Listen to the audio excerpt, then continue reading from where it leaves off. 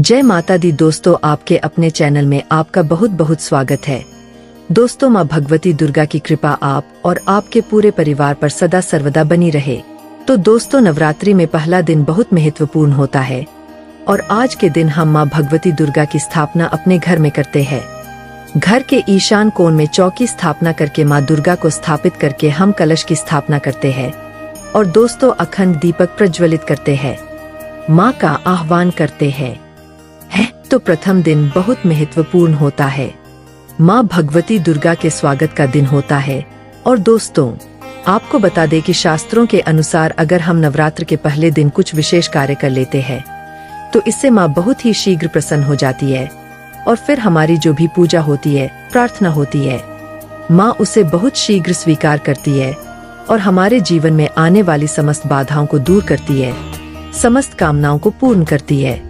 तो आज की वीडियो में हम आपसे बात करने वाला है कि नवरात्रि के पहले दिन हमेशा क्या करें जिससे कि माता रानी की कृपा हमें बहुत शीघ्र मिल जाए और हमारे जीवन में सुख, समृद्धि, धन, वैभव की प्राप्ति हो, संतान की प्राप्ति हो, या फिर अगर किसी भी विशेष कामना से अपनी माँ की पूजा आराधना कर रहे हैं, कोई भी आपकी ऐसी कामना है जो चाहते हैं कि माँ शीघ्र ही पूर्ण कर दे, तो नवरात्र के दिन माँ को शीघ्र प्रसन्न करने के लिए आपको इन 9 बातों का ध्यान जरूर रखना चाहिए। तो भक्तों, आपसे निवेदन है कि वीडियो को पूरा जरूर देख लीजिए और अगर आपको आज की वीडियो अच्छी लगे तो लाइक भी कीजिए, शेयर भी कीजिए फैमिली फ्रेंड्स के साथ। और चैनल पर पहली बार आए हैं, अगर अभी तक आपने हमारे चैनल को सब्सक्राइब नहीं किया है तो चैनल को सब्सक्राइब करके बेल को जरूर प्रेस कर लीजिए। इससे यह होगा कि इस तरह की सभी वीडियो के नोटिफिकेशन आपको सही समय पर प्राप्त हो जाएगा। अब दोस्तों, बात करें कि नवरात्रि के पहले दिन हमें पहला कार्य करना चाहिए कि घर की छत पर आज हमें झंडा जरूर लगाना चाहिए। झंडा मतलब ध्वज लाल रंग का त्रिकोण झंडा होता है और उसके ऊपर बना हुआ हो, जय माता दी लिखा हुआ हो। यह मार्केट में बहुत आसानी से मिल जाते हैं, नहीं तो आप घर पर भी स्वयं से बना सकते हैं। तो एक झंडा त्रिकोण आप लेकर माँ को पहले दिन उनके चरणों में अर्पित कीजिए। जब पूजा कर रहे हैं सुबह, तो उसके बाद पूजा के बाद वह झंडा अपने घर की छत पर लगा दीजिए।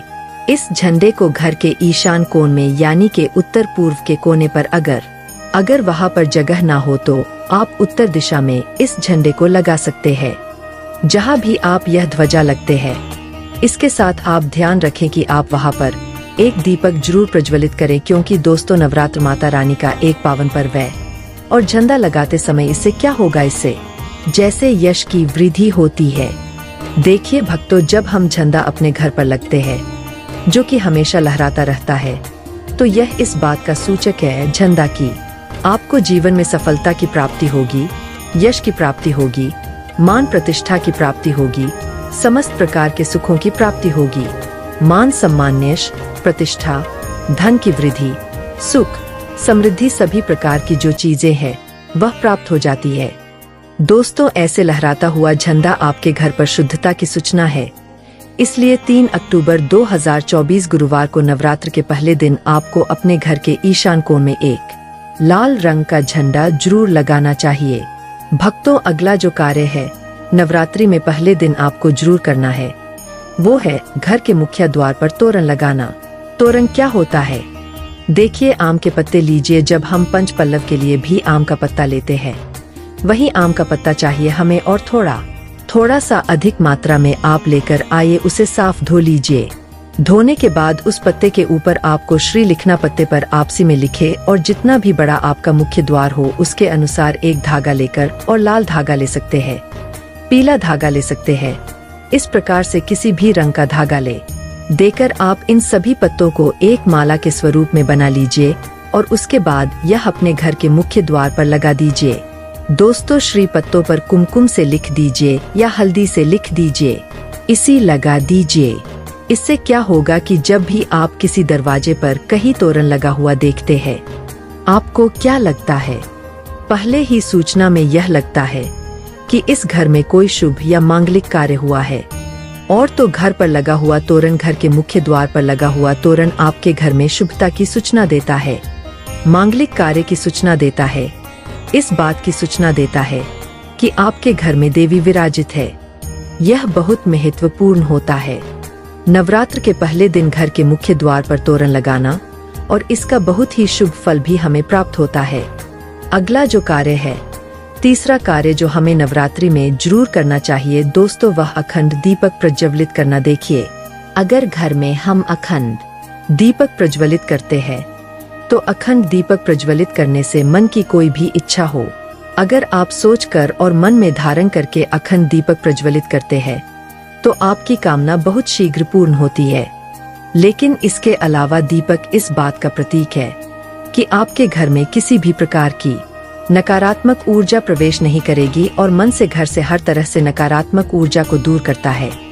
दीपक इसलिए अखंड दीपक चैत्र नवरात्रि में पहले दिन से लेकर और नवमी तिथि तक प्रज्वलित किया जाता है, जिससे कि शुभता का घर में वास हो, सकारात्मक ऊर्जा का घर में वास हो और जहाँ पर सकारात्मक प्रात्मक ऊर्जा होती है वहाँ पर सुख, समृद्धि, धन, वैभव की प्राप्ति होती है। और दोस्तों, आपको बता दें कि माँ भगवती वही वास करती है जहाँ सकारात्मक ऊर्जा रहती है। इसीलिए हम घर के मुख्य द्वार पर तोरण लगा रहे हैं ताकि बाहर से मुख्य द्वार से किसी भी प्रकार की नकारात्मक ऊर्जा हमारे घर में प्रवेश ना करें। इसके अलावा जब हम दीपक प्रज्वलित कर रहे हैं तो हमारे विचारों में किसी प्रकार की नकारात्मक ऊर्जा ना हो, इसके लिए हम प्रज्वलित कर रहे हैं। जब हम पूजा प्रार्थना कर रहे हैं, मंत्र जप कर रहे हैं, निर्विघ्न उसे हम पूर्ण कर पाएं, इसके लिए अखंड दीपक प्रज्वलित किया जाता है। लेकिन अगर आप किसी भी कारणवश अखंड दीपक प्रज्वलित नहीं कर पाते हैं तो सुबह शाम दोनों समय जब माँ की आराधना करें तब आपको शुद्ध घी का दीपक जरूर प्रज्वलित करना है। और सुबह शाम दोनों समय अपने घर में लौंग और कपूर की आरती जरूर की लीजिए, जिससे कि घर में नकारात्मक ऊर्जा ना रहे और घर में सकारात्मक ऊर्जा का वास बना रहे।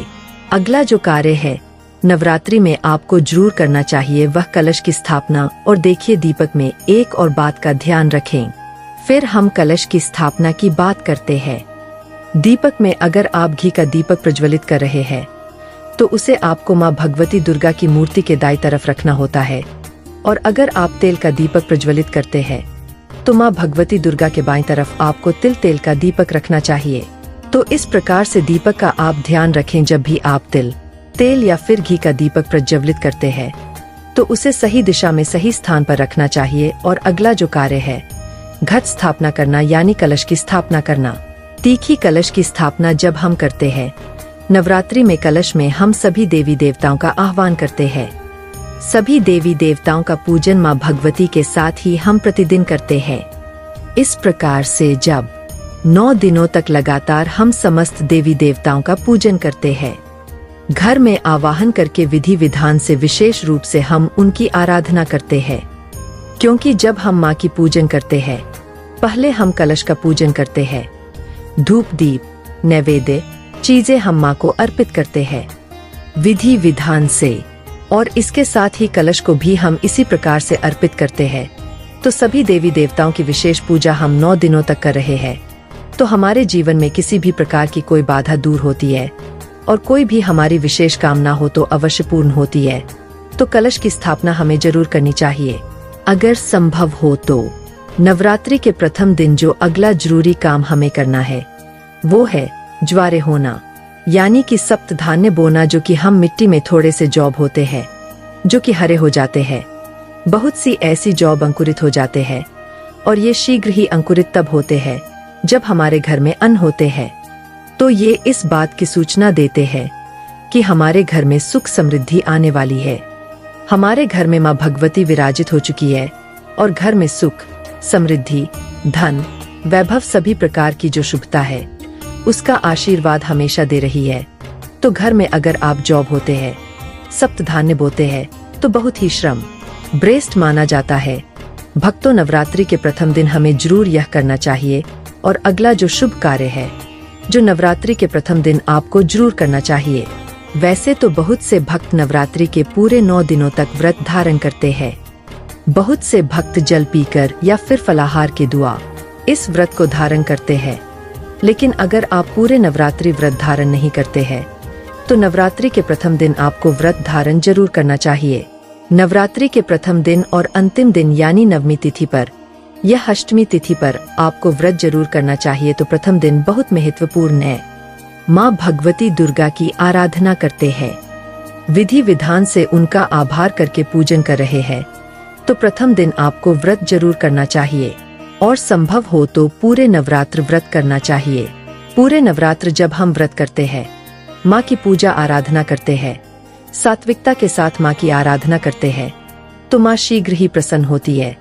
लेकिन व्रत भी धारण करें जब आप स्वस्थ हो पूर्ण रूप से। अगर आप स्वस्थ नहीं हो व्रत रखने मैं असमर्थ हूँ, तो सिर्फ आप शुद्ध सात्विक भोजन यानी कि बिना लहसुन प्याज का भोजन लेकर माँ की आराधना सुबह शाम करें। तो सच्चे मन से भक्ति भाव से हम माँ की आराधना करते हैं तो माँ शीघ्र ही प्रसन्न होती है। अगर व्रत धारण की रखने की अगर आपकी शक्ति, व्यक्ति या सामर्थ्य शारीरिक रूप से नहीं है तो आपको व्रत नहीं रखना चाहिए। लेकिन अगर संभव हो तो पहले दिन फलाहार के द्वारा व्रत धारण जरूर कीजिए। अगला जो जरूरी कार्य है जो नवरात्रि में आपको जरूर करना है, घर के मुख्य द्वार पर दोनों तरफ स्वस्तिक का चिन्ह जरूर बनाएंगे। प्रचार की नकारात्मक ऊर्जा हमारे घर में प्रवेश ना करे। इसके अलावा जब हम दीपक प्रज्वलित कर रहे हैं तो हमारे विचारों में किसी प्रकार की नकारात्मक ऊर्जा ना हो, इसके लिए हम प्रज्वलित कर रहे हैं। जब हम पूजा प्रार्थना कर रहे हैं, मंत्र जप कर रहे हैं, निर्विघ्न उसे हम पूर्ण कर पाए, इसके लिए अखंड दीपक प्रज्वलित किया जाता है।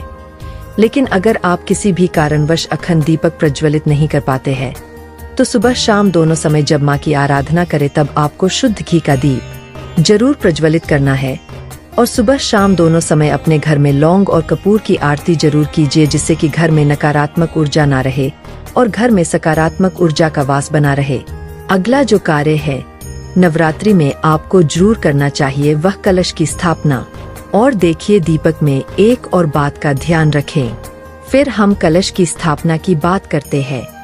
दीपक में अगर आप घी का दीपक प्रज्वलित कर रहे हैं तो उसे आपको माँ भगवती दुर्गा की मूर्ति के दाईं तरफ रखना होता है। और अगर आप तेल का दीपक प्रज्वलित करते हैं तो माँ भगवती दुर्गा के बाईं तरफ आपको तिल तेल का दीपक रखना चाहिए। तो इस प्रकार से दीपक का आप ध्यान रखें। जब भी आप तिल, तेल या फिर घी का दीपक प्रज्वलित करते हैं तो उसे सही दिशा में सही स्थान पर रखना चाहिए। और अगला जो कार्य है घट स्थापना करना यानी कलश की स्थापना करना। तीखी कलश की स्थापना जब हम करते हैं नवरात्रि में, कलश में हम सभी देवी देवताओं का आह्वान करते हैं। सभी देवी देवताओं का पूजन माँ भगवती के साथ ही हम प्रतिदिन करते हैं। इस प्रकार से जब 9 दिनों तक लगातार हम समस्त देवी देवताओं का पूजन करते हैं, घर में आवाहन करके विधि विधान किसान से विशेष रूप से हम उनकी आराधना करते हैं। क्योंकि जब हम माँ का पूजन करते हैं पहले हम कलश का पूजन करते हैं। धूप दीप नैवेद्य चीजें हम माँ को अर्पित करते हैं विधि विधान से, और इसके साथ ही कलश को भी हम इसी प्रकार से अर्पित करते हैं।